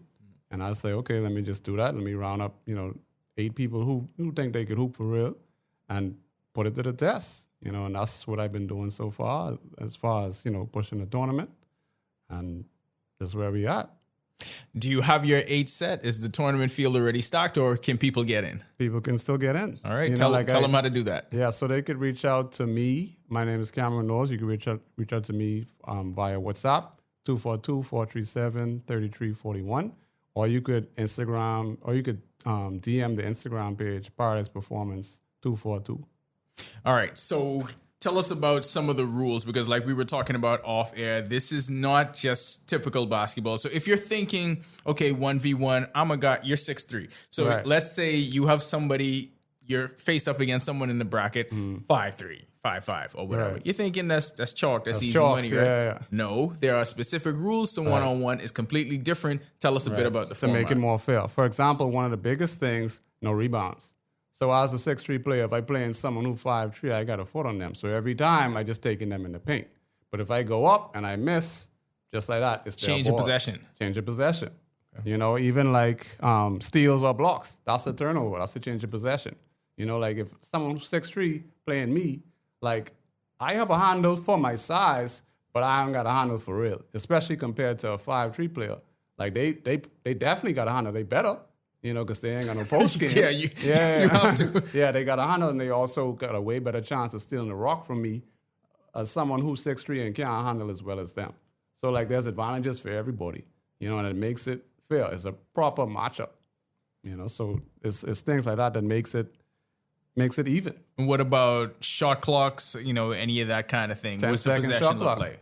10-second shot clock. So you can't just be dribbling up the court all day, you know, just trying to kill the court. No, like, you got to get to work. As soon as you get the rock, you got 10 seconds to make a decision. You know, so it's things like this that even fouls, right? You got unlimited fouls, but if you foul them 2 times in a row, that's an automatic free throw for the opponent. So you can't be cheesy. Right. So you can't be cheesy. Bro. You got to hoop for real. you can't spam with the No, hacks. you can't spam nothing. You got to play for real. Okay. You know? Because I know I've played pickup sometimes where I know when I was in school, we used to have the 3 dribble rule. You guys don't have that one. So the 3 dribble, I considered it, but like, I just want people to get a chance to like go in their bag for real. I was about to say. Because 3 dribbles don't really do it. No. You know, but I also don't want them to, you know, take advantage and then just run up the clock. So I think 10 seconds is the perfect happy medium, right? Yeah. And that's we grow up here in 10, 9, 8, 7, you know, like that's perfect. For no reason. For no reason. We would do that we on the court for no nothing, reason. you know, just off of vibes of me doing 10, 9, 8, 7. So the least we could do is incorporate that as a part of the tournament. So where's it going to be and what kind of atmosphere are we looking at here? So it's going to be at Anatole Rogers, December 7th from 2 to 6 p.m. So it's going to be there. You could come. Anyone can come for free. Obviously, it's a $100 entry for the players, and that's how we get the pot. Right. So it's a $100 entry for the 8. Oh, we was going to get to the biggest part of this. Yeah. So it's a $100 entry for the 8 players. So that's an $800 pot.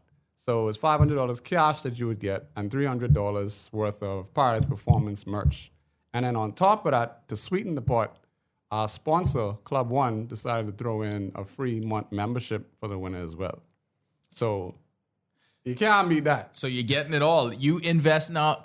Here's my thing. If y'all are there and y'all think y'all could, you think you're nice anyway. If it ain't even a gamble, right? Right, I'm putting in 100, but I'm winning 500 back. I'm getting some fresh merch from Paradise, and I get to go to the gym, and I get a free membership at the gym. Which if I'm thinking right, I think that's Club about One a free gym membership. Yeah, a month is about $120. Right there, you go. So you get all that, and so it's really $920. Yeah, all you need is $100. Yeah, and like I get it. Like Bahamians love to play numbers, so like that got their like reality a little warped. Yeah, they feel like, okay, if I bet $100, they're supposed to get 1,000, 10,000 back. No, I get the same. it. Yeah, but it's not the same. You got to actually go earn this. Yeah, you got to work for this. You know, like you ain't just hoping for the best. How many people do we have in the bracket now? Has trash talk already started? Yeah, it started for sure. I got about 3 or 4 who are already interested in trying to lock in at the moment. So yeah, I got a few spots left. See, these are the people we got to talk to. You got to get these people on video. You got to post them. You got to have them out there. Like you really got to start drumming up this groundswell to get people behind this. Because honestly, I know how Bahamians go when they start to see it. Yeah. That's all they got to see for real. It's gonna be like him. He ain't even a nice. Right. But that's what I'm trying to do with this.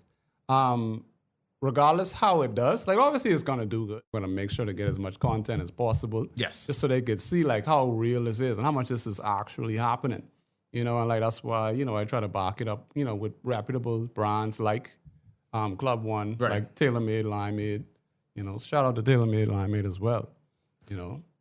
Taking up the refreshments out there, making sure everybody's straight. And that's what I wanted to talk about, the atmosphere, right? Because it's going to be more than just, you are going to be entertained just coming and watch people. And like, because it's the 1v1 format, I don't know if you watch any of the videos online. I was just about to bring that up. So I think the last one I watched was Baller's Life had a pretty big one. I think it was like two or 3 weeks ago, maybe.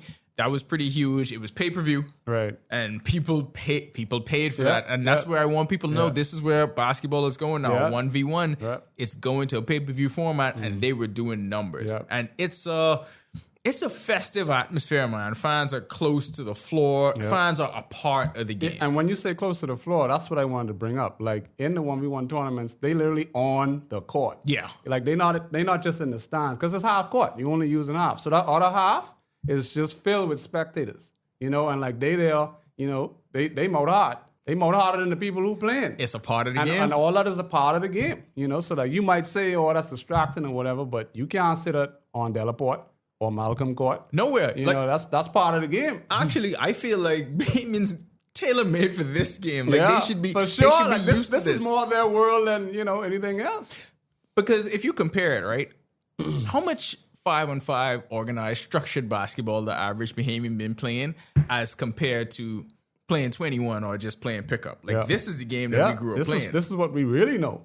You know, like only so few of us get the chance to be VJ, Buddy, you know, but like this is what we know. For real. Yeah. You know, so you might as well take part in it, you know, put your money where your mouth is. You mouth out anyway. So come out and, you know, show us. Where do you see not just this event going itself, but where do you see the whole format of 1v1 going here in the Bahamas? I definitely see it being a huge part of the culture here and a huge part of basketball culture in general. Like I say, this is what we know more than anything. I just want to grow the sport, bro. You know, I just want to bring more exposure to it because it's literally like the boxing of basketball, you know, 1v1, essentially. Because, like, I want to get it to the point where we could have a whole league, where we could rate players, you know, we could eventually, you know, start to maybe, you know, get some endorsements. I'm the first one to say, you know, Paris Performance is proud to be, you know, the sponsor or to endorse, you know, the first real athlete, you know, that could come out of this. You know, like we got a lot of brands, Bahamian brands, coming up as it is, and I'm sure they'd want a piece of the pie too.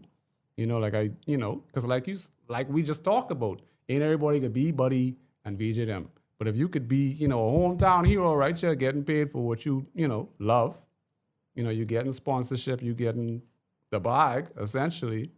And the thing about it is the growth, the easy accessibility of 1v1 means you can grow without that quote unquote structure, right? Because to get to that point where those guys are, obviously you got to go through the machine. You got to go through AAU, you got to go through college ball, D1. you got to do all of that.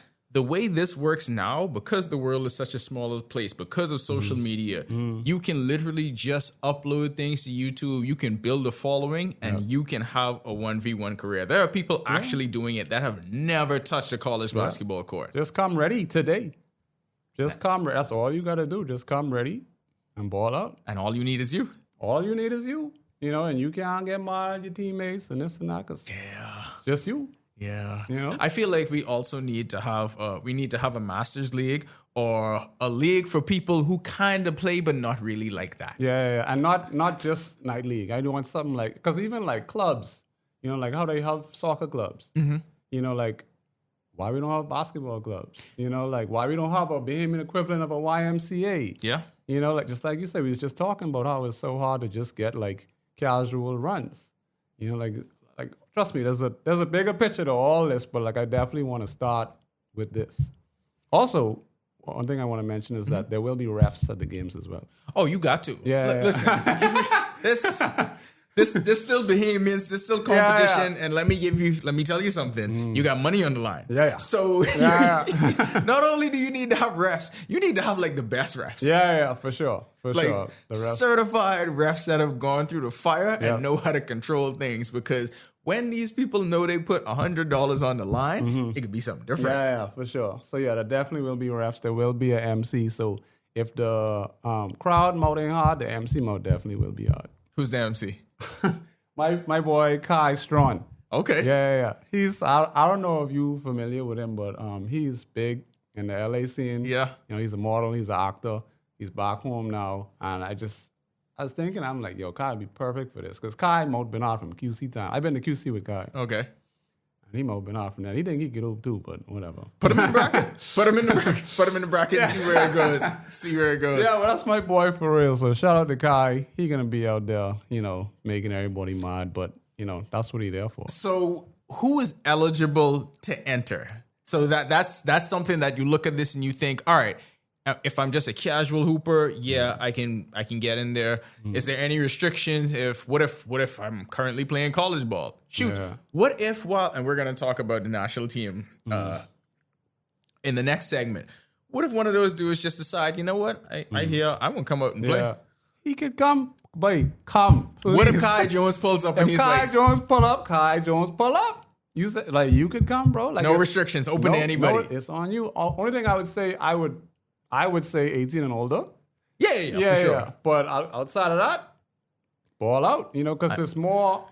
I mean, obviously, I don't want to sound bad, but it's more on Kai and what he's comfortable with, what his team is comfortable with. Absolutely. Once they say yeah, that's a slam dunk for me. No pun intended. Yeah. You know, so yeah, reach. I don't know, man. Some of these 17-year-olds, look, I watch a lot of high school basketball, and some of them dudes out there that would give these adults the business. Yeah, I mean, I agree. some of them are there. I don't know. I have a couple in mind that probably would be the favorites if we had a power ranking in this bracket. Yeah, okay, well, okay. So I say 18, but if they could get some consent from their parents to say, yo, like your boy could go ball out. And then I think reach. we gotta eventually go high school now. Yeah. A high school 1v1 version would actually pack the gym. Yeah, for sure. That would actually they the pack ones the gym. because like I say, that's when I was hooping the most. That's They the they biggest. ones That's who the hooping biggest most. basketball culture here right now, right? Because I for mean, and the reason why I saw this and I thought this would be huge is night league basketball here is pretty much on the decline. There's no fans when you go there. Yeah. And so if you go, I don't even know any teams, any players. I don't. There's a lot of talent. There's a lot of talent there. A lot of talented guys there, but there's nobody really seeing it because they playing in front of nobody. They playing in front of empty stands. And it's a dated like structure. Dated model. Very dated model. It's no. There's no real incentive behind it other than we get to have bragging rights for a couple months, right? And then players jump from team to team. It's just not enough. It just hasn't become the thing to do anymore. And I feel like this can supersede that because it's a new model. So I hope that this is a big part of the reason why we wanted to get the word out, because I hope more of these people get out there. And I hope this first one, although it's 8, next one could be 16, next one 32. Exactly. Because like we could have like a little conference. We could have West versus East, just like in the NBA. You know, like you say, it could be 16. It could be. I could actually do 1v1. I could do 3 versus 3. I could do 5-on-5. Like if we grow it, we'll have the options regardless. You know what direction we want to go in. But at the end of the day, like basketball is the goal. You know, we just trying to hoop for real. And you got some sponsors. You mentioned 2 of them. The Club One sponsorship is obviously a big deal because if you're going to take basketball seriously, obviously you got to get in the gym. You got to get your weight up. So that's a big deal. Tell us about the other sponsors you mentioned. I think TaylorMade, Limeade. Okay. Yeah. So that's the 2 sponsors we got so far. But yeah, I'm grateful to them. Appreciate how much they believe in the vision. Yeah.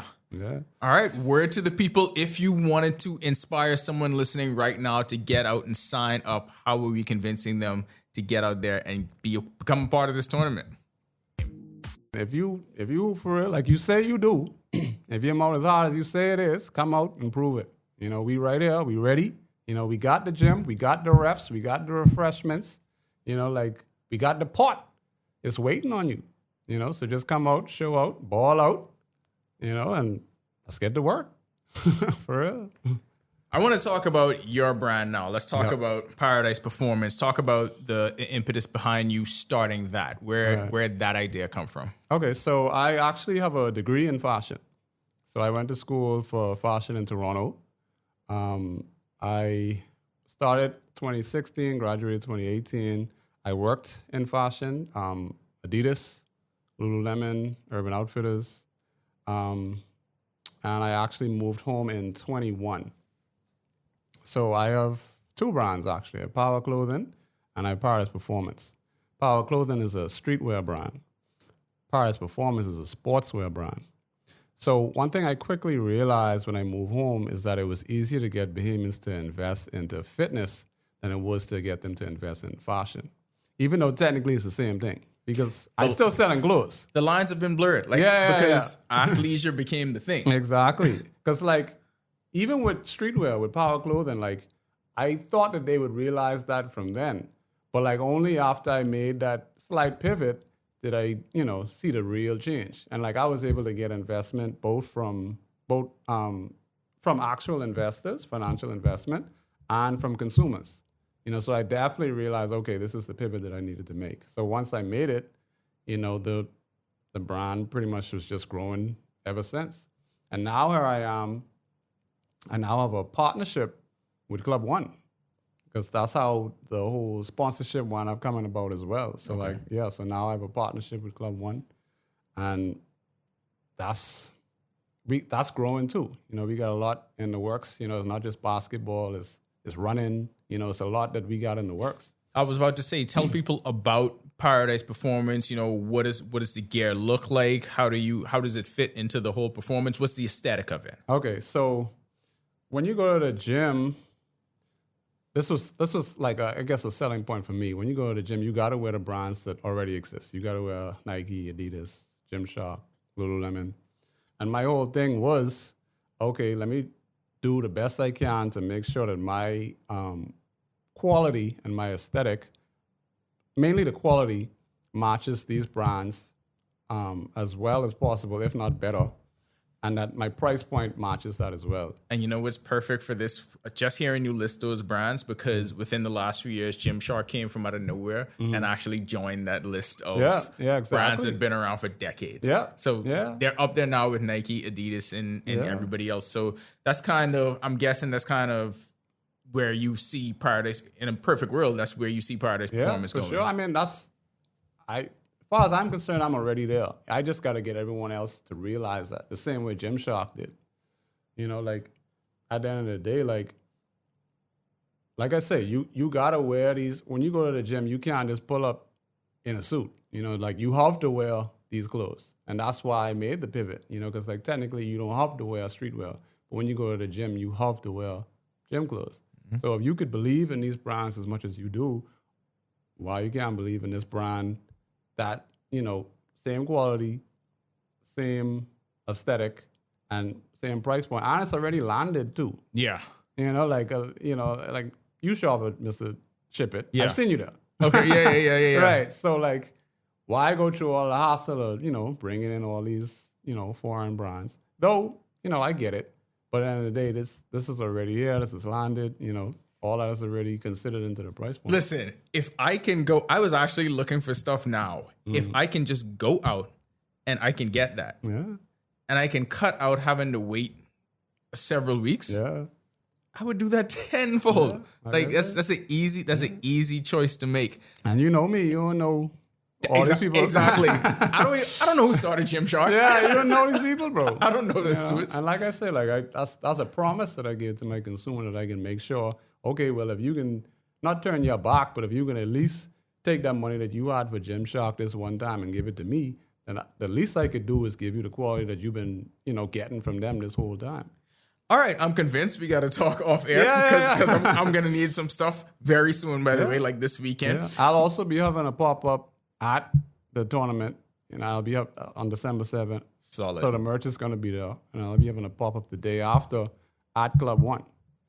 So tell us about the name, because even with us, people always ask about where names come from, and they don't understand how important it is and how tough it is to finally settle on that one. Just tell me about the naming process, because I love to ask entrepreneurs this, because it's never really easy as you think. Yeah. So Paradise Performance essentially is a performance brand based in Paradise.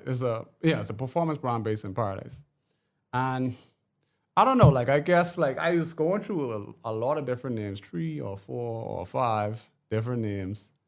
And I don't know, it just made the most sense. And, obviously, I put them all on a T-shirt. Yeah, to see how it looks, just to see how it looked.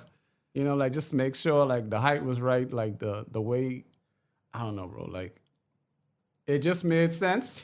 And, you know it when you see it. Yeah. You get the feeling. Yeah. When you see it, when you see it, it's just there. Yeah, because, my job, right? In fashion, I'm a creative director. I'm a curator. So you give me 3 designs, I can pick the best one. I can't make none of them from scratch, but I could pick the best one. And that's always been my job. My job is taste. So because of that, as a creative director, I gotta find the best quality. I gotta find the best design. I gotta find the best designer. I gotta find the best photographer, videographer, DJ, You know, so like it's always been my job to like obviously I can't explain it. In my head, the light just goes off. Right. You know, so like same thing. When I seen that Paris performance on the shirt, I'm like, yo, this the one. Yeah. Don't show me no more names because I ain't considering them. This is the name. I got so it. like that was the process for me. Tell us about some of the pieces and what do they look like. I see, obviously, you got to rep your brand. You're wearing it now. Tell us about some of the things that you can buy and also how to get them, by the way. Yeah. Okay, so I'd say I got the men's tee, the men's tank, the men's long sleeve, the men's shorts. I got the unisex hat. I got the women's tee, the women's shorts, and I also got the women's crop top and the women's sweatpants. Well, most of the unisex sweatpants. I got the sweatpants on right now. Yeah, looking at them right now. I'm on IG as we speak because y'all don't know this, but I'm actually shopping right now. Yeah. I'm actually shopping right now because I'm like, I could get with this. More people should get with this because I like the way I like where this is headed, and I like the fact that you're merging both passions, right? Yeah, because for sure. Now sports and fashion. Yeah, because people that to take it back to the tournament, the winner is gonna be rocking his clothes. Yep. And bro, I love seeing people I don't know in my clothes, bro. Because it's one thing when friends and family support, because that's what they're supposed to do. But like, I was on the highway back home. I was on the Bahama Boulevard back home. I see some stranger danger in my shirt. And I was so happy, bro. I screwed the window down. I was like, yo, nice shirt, bro. And he didn't know who this is. But he just, yeah. And like, to this day, he probably was like, yo, who the hell was that? But like, that was a moment for me. I remember when we first came out and we had our first set of t-shirts for sale, and then people would message me and be like, I seen this person wearing a t-shirt, I seen your shirt, like, you know them? I'm like, no, we have them for sale. That's kind of how it's supposed to work. I don't know everybody that's wearing it. That's the idea behind this was to just wear the shirt. So like, I get it. Yeah, bro. And like, I be at Club One and I see people in it too, and I'm like, every time I always be like, yo, like, thanks for supporting that shirt. Yeah. And sometimes they don't even know like it's me, but like I know. Which is dope, right? Yeah. And like I said, athleisure right now is the thing. So all of this stuff, and I'm just looking here on the IG page, and it doesn't have to even just be in the gym. Like this stuff could cross over to everywhere. I just want my aesthetic in general, whether it be power clothing or Paris performance, to be seamless. You know, like I want it to be something where whether you into fashion or not, it makes sense. Whether you Bahamian or not, it makes sense. Because that's another thing. Like, you could rock this anywhere in the world and it's big global. Drip. But if you're a Bahamian, you get it that much more. You understand why this is gold and not yellow. When I was talking to the printing company, I told them to make sure that it's gold, not yellow. And against the black, exactly. Like it's little things like that. Yeah, like even like the big 242 on the back, like I like, like how much that stands out. And that's the tank that did the best. Yeah, because it is I'm looking at the aesthetic, and then you have the aquamarine on the black as well. So like just right away you see the flag colors. Even with that, I told them, make sure it's aqua. Because like, obviously they have a huge color wheel. It's a tough color to get. Yeah. Aquamarine's a tough one to get. And it's like, I don't know. And I'm like, bro, even for national teams, they don't get it right. It happens all the time. Yeah, like not blue, bro. I need aquamarine. And they got it right, and I'm glad. Like I wanted to stand out. All right, you got time to stick around for another segment. I want to talk Bahamian hoops. I also want to talk some NBA. I want to use the 1v1 as a pivot to jump off to some NBA topics. Yeah, let's get it. We'll be right back for another segment with Cameron Knowles with Paradise Performance.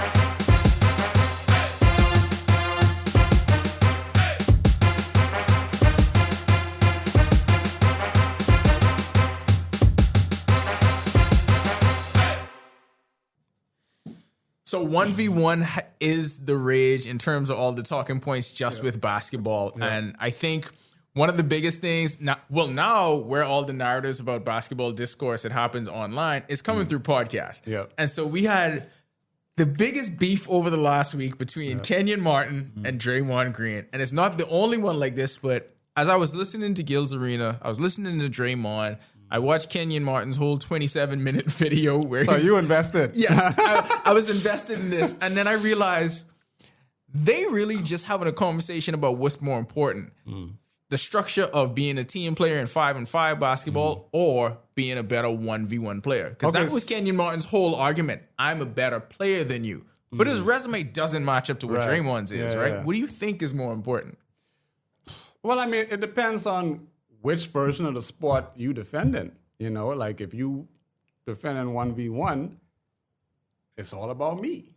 But at the end of the day, basketball in itself is a team sport. So I have to agree with Draymond.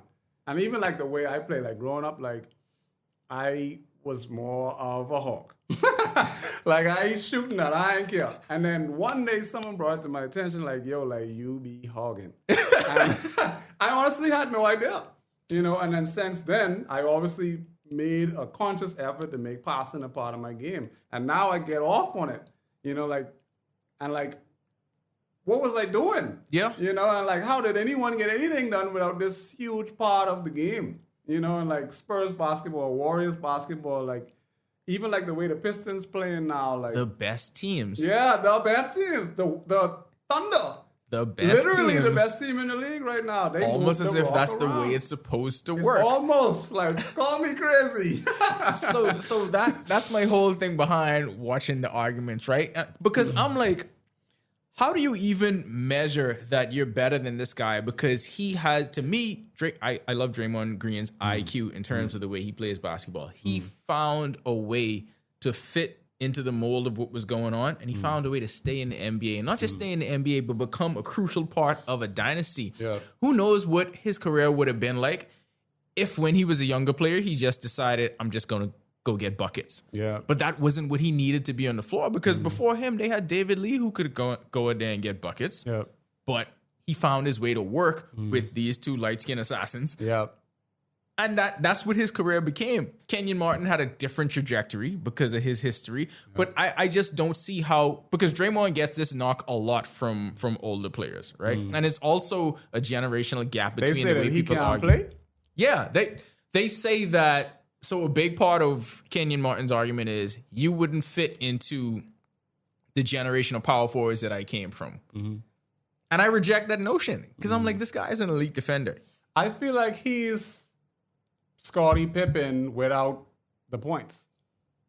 So I feel like he would fit, you know, especially because, like you say, the light-skinned assassins that he played with. I feel like if he didn't, he probably would have had to work on his scoring bag more, and he would have probably been Jimmy Butler. You know what it is?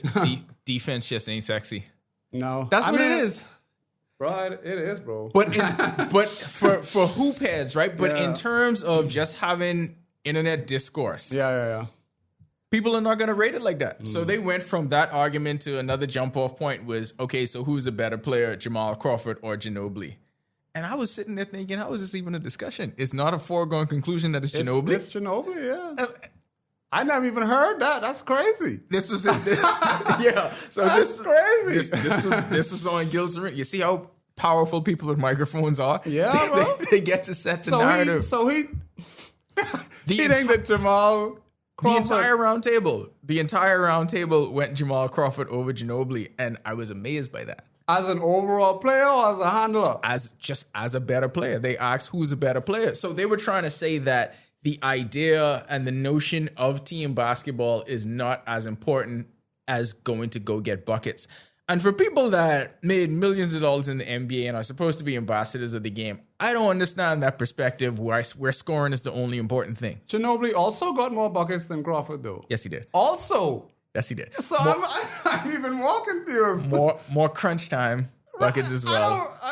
Anyway, okay. A very important part of several championship teams. What are we talking about? He's just Argentinian and the other guy's black. Yeah, I guess so. Maybe that's it. That's all it is. But even that don't matter now, because look at the league now. Like, Luka is cooking. Joker is cooking. Like, it's not even just... So we have a segment where we give easy takes on the show. And last week I said, for the next 10 years, the NBA MVP won't be American. Yeah, will be foreign.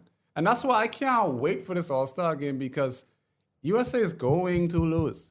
Like, they got Shea, Luka, Giannis, Joker, and Wemby? Yeah. Come on, bro. What are we talking about? But Wemby, who almost beat them in the Olympics with four with people we don't know. Duds, you know, with like people we don't compared know. to, you know. You know what the Americans' problem is, right?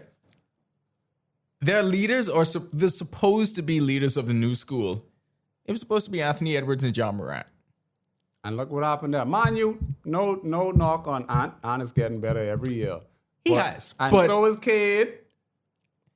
Yes. So Cade now is going to come, and Cade is surpassing. John Morant was supposed to be well ahead of the field. Yeah. When Nike gives you a signature shoe that early, they're telling you what your trajectory is supposed to be. They're telling you what you're supposed to be doing. I feel like Cade got the shoe deal this year because John Morant isn't going to be. Yeah. Also, Cade deserves it, though. He deserves it, but we know not everybody gets a signature shoe. Yeah. That is rarefied air. Literally 6 people in the league. Yeah. Rarefied air. So Yeah. you could be a great player, you could be a Hall of Famer and never get that. Yeah. But the fact that I saw that happen, I was like, oh yeah, they see this John Morant train slowing down and you can't actually invest in that long term because it's too unpredictable. Yeah. Probably not going to re-sign, like... If I'm Nike, I don't know if I would. Yeah, I doubt he's going to... He on what, 2 now, right? Yeah. He's probably not getting a 3. Yeah, so the 3 just came out, but everything around you is negative. But they were supposed to be the standard bearers. Hey, this is where American basketball is going to be going. These are the young guys on Team USA. They are supposed to be the leaders. And I don't know, sometimes I'd be having some off-the-court stuff. We know Ja's whole thing. But meanwhile, when you look at the international guys, that's just the 5 that you named. Yeah, that's just the 5, bro. Oh, my... What's your boy on the Magic, bro? Wagner? That's France. Marketing.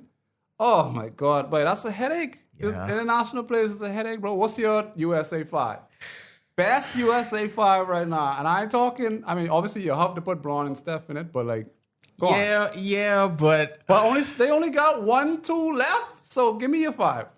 Braun's not going to play in this. Braun's not going to play because I don't think even if he gets not playing in the All-Star game. Yeah, I think even if he gets voted, I don't think he's going to play. Because he have to bail out the USA. He has to play, bro. I think Braun's going to turn it down. No way. They would cancel it. What are you talking about, Braun? They could get by without Braun. I mean, when so Braun can sit down and watch that big game? I think he will. Because I think you crazy. at this point, he's centrally focused on one thing right now. And I think that's a big part of the reason why Sciatica kept him out early, because I think Braun has determined that I'm going to play 60 games this year.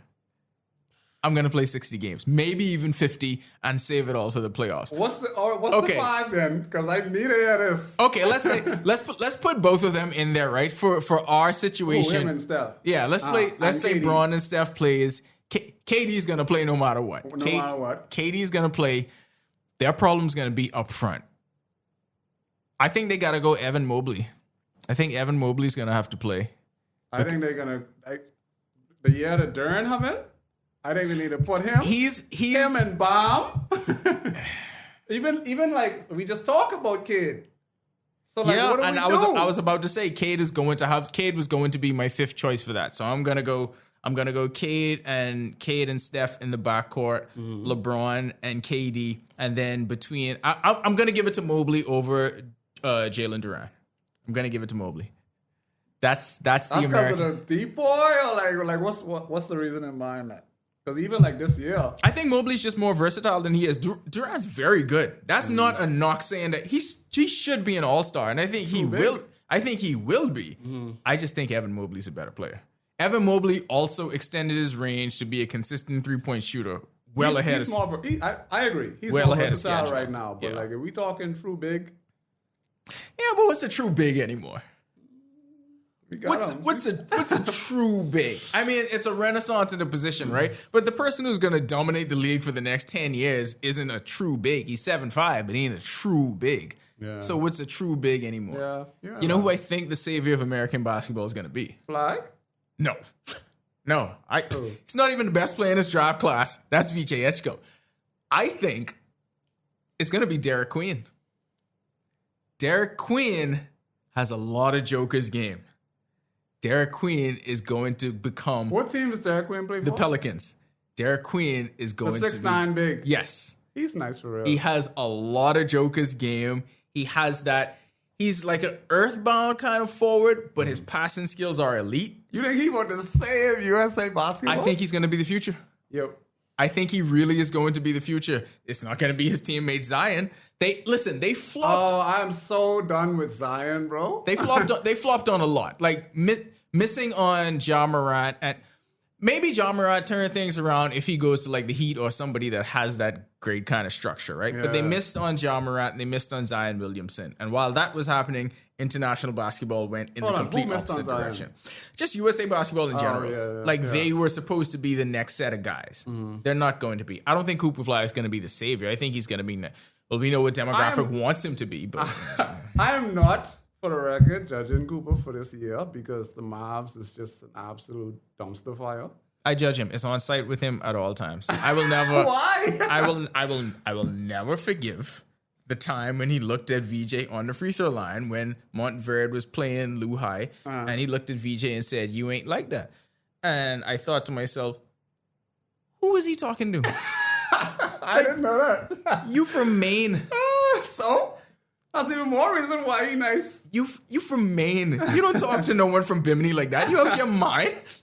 You crazy? And I mean, VJ has been proving it. And on this platform, we've been saying it from draft night because we was there at draft night, and I was like, "No, you're supposed to say that. No, you're the rookie of the year. To tell everyone else that ain't you that you ain't like that. That's fine. You're supposed to. If anything, I rate him for it. Hey, and that's all well and good. But speaking of someone on the other side, it's on site forever. I wish him nothing but the worst. Like I will always frame it. And at the end of the day, VJ is going to be the best player in this draft class. And I wish John was there so he could really be talking about that. Okay, so Lord help, no one kill me for this. So I always rooting for Bahamians. Be careful. I know. We about to talk some Bahamas basketball next. So be very careful. Okay, so I am always rooting for Bahamians, but I am not gonna be that Bahamian who's saying the Bahamian is better just because they Bahamian. You see what I'm saying? I'm not gonna say you good just because you Bahamian. I ain't gonna say you better just because you Bahamian. Nah, VJ is definitely playing like that guy. Thank you. Because and I'm glad that he is because you have a lot of Bahamians who regardless was gonna say that, and I don't like that. But I do like the fact that he actually is playing up to that par. Even if they speaking from delusion. Because you got Bahamians who ain't even watched one BJ Edgecombe game, but they still think he should be rookie of the year. They're my people, and I respect them, and I love them. I love them with everything I have in me. And let me tell you why, right? And even speaking to these dudes themselves, and they would never say this kind of thing on record, right? But like just being a media member, they automatically will not be seen as on par with everybody else by the American media. And they may not admit that, but they hate that. They hate that. I'm talking about the Bahamian players themselves. Oh, yeah. So they need people to always be in their corner no matter what. Why won't they ever be on par? They will never be viewed through that prism by the American media. They will never be reported on that way by the American media. Even when, okay, so sometimes DeAndre Ayton doesn't help himself in the way some things go down. But still, the way he's viewed and the way he's reported on, it feels a lot like attacking and it feels like bullying sometimes, a lot of the time. Okay. It does. Buddy gets a lot of that too. Even, let's talk about VJ too, because even in the pre-draft coverage, we would be sitting there and we would be watching and we would be like, why is there not more coverage given to the person who's the clear-cut best athlete in this draft and who is going to be NBA ready from game one? By the way, who set every single rookie record in game one? It was clear to us, but that media is not going to report on them the same way. It's just not going to happen. I ain't gonna lie. VJ is one of the first, if not the first player that I've seen actually get some of that. Not pre, but since day one of this NBA season. Like, even like in the summer league and whatever, like you say, he wasn't getting what he deserved. But since the league has started and everyone's watching, I feel like he's been getting some of that. And I feel like if he keeps this up, he will get what you think they deserved and he deserved. Also, one thing I want to ask you, you think if we ever had a Steph caliber, or Braun caliber Bahamian, they wouldn't get that attention?